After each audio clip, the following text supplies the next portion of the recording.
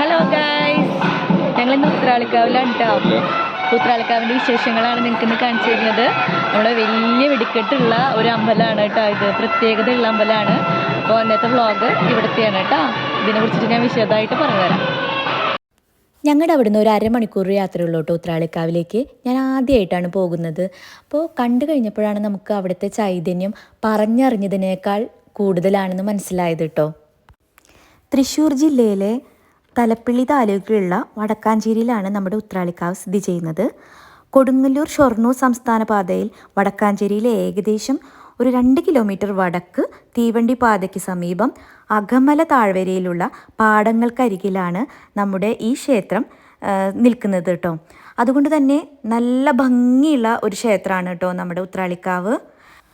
ഉത്രാളിക്കാവ് ശ്രീ രുദ്രമഹാകാളിക്കാവായിട്ടാണ് കേട്ടോ അറിയപ്പെടുന്നത്. രുദ്രമഹാകാളിയാണ് ഇവിടുത്തെ പ്രതിഷ്ഠ. കേരളത്തിലെ തന്നെ പ്രധാന ഉത്സവങ്ങളിൽ ഒന്നാണ് ഉത്രാളിക്കാവ് പൂരം. കൊച്ചി രാജ്യത്തെ പ്രധാനിയായിരുന്ന പാലിയത്തച്ഛനെ പോലെ തലപ്പിള്ളിയിലെ പ്രമുഖനായിരുന്നു കേളത്തച്ഛൻ. അകമല താഴ്വരകളിലുള്ള തൻ്റെ കൃഷിസ്ഥലങ്ങൾ സന്ദർശിക്കാനെത്തിയിരുന്ന കേളത്തച്ഛൻ്റെ ഓലക്കുടയിൽ നിന്ന് ഭൂമിയിൽ അവരൂഢമായ മൂകാംബികാദേവിയുടെ അംശമാണ് രുദ്രമഹാകാളി എന്നാണ് ഐതിഹ്യം പറയുന്നത്. പിന്നീട് അശ്രദ്ധമായി ഉപേക്ഷിക്കപ്പെട്ട ആ പ്രതിഷ്ഠയിൽ പാടത്ത് നെല്ല് കൊയ്യാനെത്തിയ ഒരു സ്ത്രീ അരിവാളിന് മൂർച്ച കൂട്ടുന്നതിനിടയിൽ അതിൽ നിന്നും രക്തം വരുന്നതായി കണ്ടുവത്രേ. പ്രശ്നം വെച്ച് നോക്കിയപ്പോൾ ശിലയിൽ പരാശക്തിയുടെ സാന്നിധ്യം ബോധ്യമാവുകയും തുടർന്ന് യഥാചാരവിധികളോടെ ക്ഷേത്രം നവീകരിക്കുകയും ചെയ്തു എന്നാണ് ഐതിഹ്യം പറയുന്നത്. കുംഭമാസത്തിലെ ആദ്യത്തെ വെള്ളിയാഴ്ച കഴിഞ്ഞുള്ള ചൊവ്വാഴ്ചയാണ് ഉത്രാളിക്കാവിൻ്റെ കൊടിയേറ്റം. ഒരാഴ്ചയോളം നീണ്ടു നിൽക്കുന്ന ഉത്സവത്തിൻ്റെ സമാപന ദിവസമാണ് പൂരവും വെടിക്കെട്ടും എല്ലാം നടക്കുന്നത്. നെന്മാറ വെടിക്കെട്ട് കഴിഞ്ഞാൽ ഏറ്റവും വലിയ വെടിക്കെട്ട് നടക്കുന്നത് ഇവിടെയാണ്.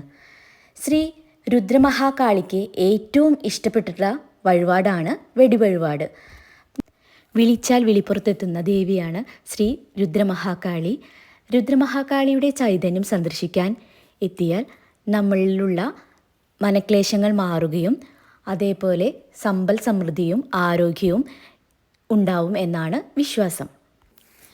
അങ്ങനെ ഞങ്ങളും രുദ്രമഹാകാളിയുടെ അനുഗ്രഹമൊക്കെ മേടിച്ച് വെടിവഴിപാടൊക്കെ ചെയ്ത് തിരിച്ചു പോന്നു കേട്ടോ. ഉത്രാളിക്കാവിനെ കുറിച്ചിട്ടുള്ള ഈ വിവരണങ്ങൾ നിങ്ങൾക്ക് ഇഷ്ടപ്പെട്ടു വെച്ചെങ്കിൽ ലൈക്ക് ചെയ്യുക, ഷെയർ ചെയ്യുക, സബ്സ്ക്രൈബ് ചെയ്യുക.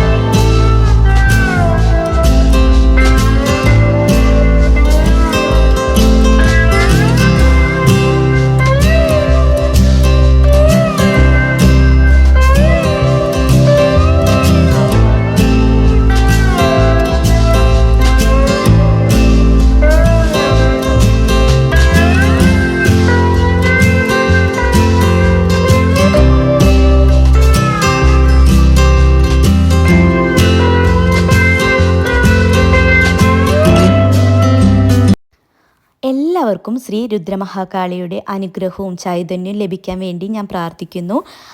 എല്ലാവരും ഒരിക്കലെങ്കിലും ഈ ക്ഷേത്രം സന്ദർശിച്ച് ചൈതന്യം ഏറ്റുവാങ്ങുക. അപ്പോൾ അടുത്ത വ്ളോഗ് വരുന്നവരെ okay, bye bye, see U.